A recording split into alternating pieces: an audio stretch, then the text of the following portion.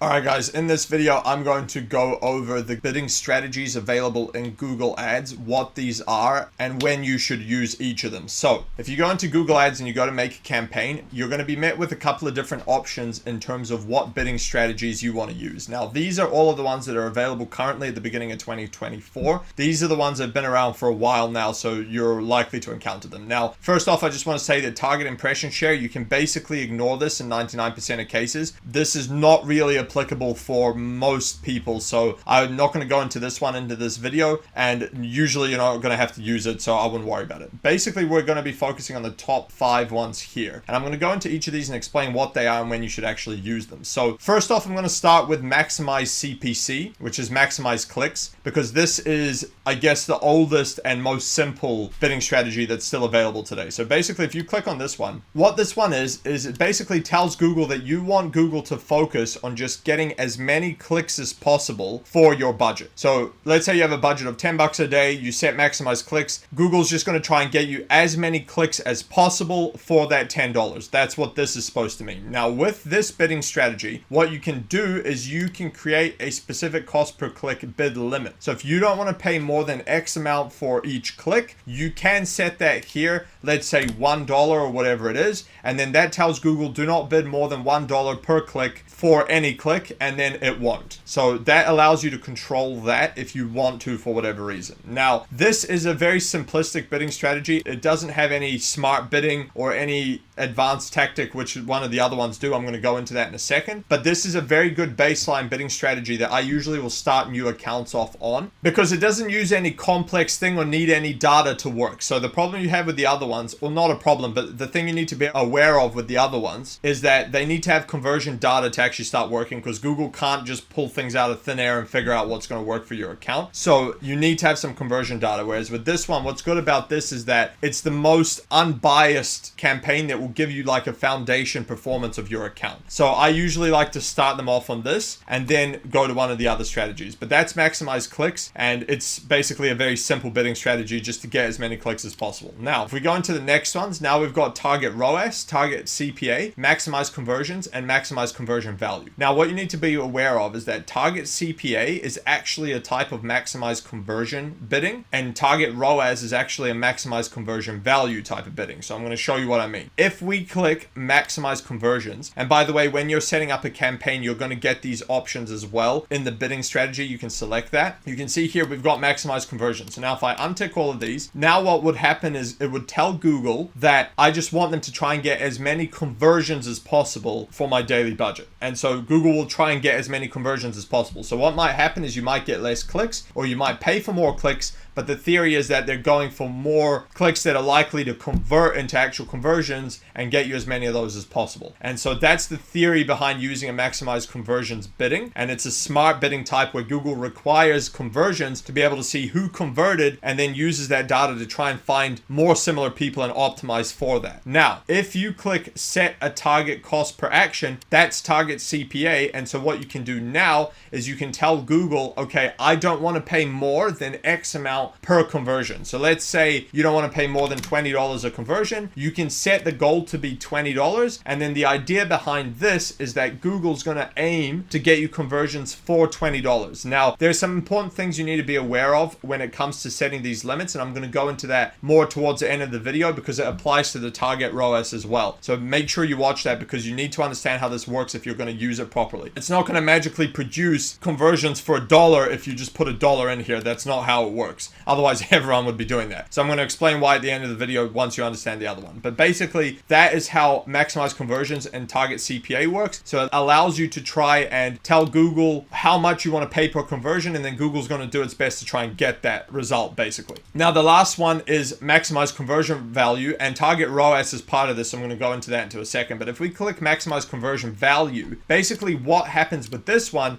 is that Google's going to try and get as high of a value per conversion as possible. Now, what this means is you have to set up conversions that actually pull in the value of the conversion so that Google knows. So if we go into conversions and we take a look at a conversion, let's say for instance my one here, when you set them up, you're going to have an option to put a conversion value. So if I click on mine and we go into value, you can see here you've got same value for each conversion, or you can use the value from Google Analytics. So if you were to put here, let's say $1, that means every conversion is worth $1. And so what happens here is Google can't maximize for the maximum return or the conversion value because they're all the same value. So this will only work if you're pulling in conversions with different values. So for instance, if you've got an e-com store, you can do this. If you set this up with the Google tag and everything so that it pulls through the purchase value into Google Analytics, you connect that here and then it passes that data into Google Ads. Google Ads can see what conversions are worth more and then optimize specifically for those that are worth more so that you actually get a higher return. That's how that works, but you need to be aware that you need to set up the value or this will not work. Now, if we go back here, basically if you leave maximize conversion value, Google's just going to try and get as much as it can based off the conversion value that you set up. If you set in target ROAS, basically you can tell Google that you want to try and get at least a certain amount of return on your ad spend. So let's say for instance, if you're spending $100 and you want to make $500 back, you would put in 500% and then Google's going to try and get that return for you. Now, again, like I mentioned with the last one, I'm going to go into this in a second. You can't just put any random number in here and expect Google to be able to hit this. Like if I just put 10,000% ROAS, it doesn't mean that Google's going to actually be able to hit that. It just means you're trying to make that happen. So what you want to do with both the target ROAS and target CPA bidding is you want to let your account run for a while, ideally without this set at all. And then after, let's say 30 days, or you've spent a couple $1,000s and now you've got a bit of data in your account, what you can now go in is take a look at your data and see how much is it actually costing you to get a conversion, or what is your ROAS after that period. And then once you see that, you can go into here and you would either be able to clone the campaign and make a new campaign now with a target CPA or with a target ROAS, or you can adjust that one that's already running. It's up to you. I personally, every time I make a big change like that, I like to duplicate the campaign and make a new one with the change, just so I can split test and compare and also restart the old one back how it was if I need to. But you could go in there and let's say you were getting around $30 a conversion. You could now go, okay, my target is 25 to try and bring that cost down. So you need to be realistic and put something here that's actually going to work. If you were getting $30 per conversion and you put like $10, it's very unlikely that Google's going to be able to hit that. So you need to be aware that this isn't some magic potion that you can just pour in the campaign and it's just going to halve your cost per acquisition or,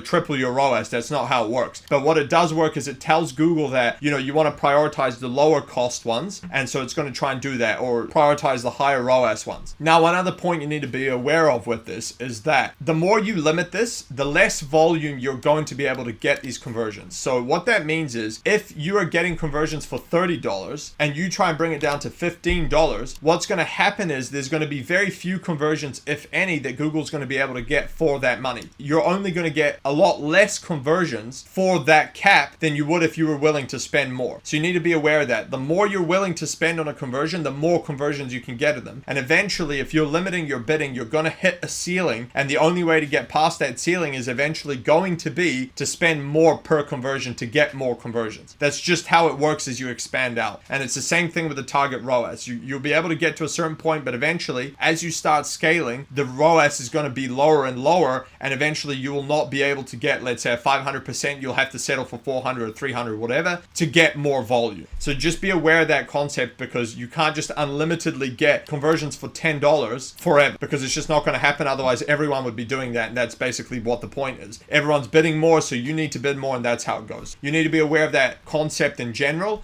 in order to be able to make this work. So that's basically it for these bidding strategies. What I typically recommend you do is you start with a maximize clicks campaign with no settings whatsoever, just to get a baseline of how the campaign performs. Then once that's running for about, let's say 30 days, or you've spent at least $1,000 on it in most industries, if it's a very high CPC, then you'll want to spend more. And then what I would do is put a maximize conversions campaign and let that run for a bit and see what happens. That's usually the strategy I use, at least with local businesses and service-based businesses. to get them leads and see how that performs. Now, if you're running something with a conversion value like an e-com store, you could run a maximize conversion value campaign as well. But basically what you want to do is get conversion data in your account and get an unbiased campaign going, which will be the maximize clicks campaign, which just gives you a baseline of how it performs and how many conversions you get, and also gives Google some kind of conversion data. And then you can start using these maximize conversion ones, and it can use that data to start getting you these results. So that's the overall general strategy that I would recommend just generally to everyone. Now, obviously everyone's particular case is different, but that's overall the strategy you can use. So I hope you guys enjoyed that one. If you have any questions, just post them in the comments below and I will respond. Otherwise, if you'd like me to coach you on how to do Google ads and SEO for only $49 a month, go to learndominatemarketing.com. And if you'd like us to do the Google ads or SEO for your business, go to dominatemarketing.io and book a call with us there.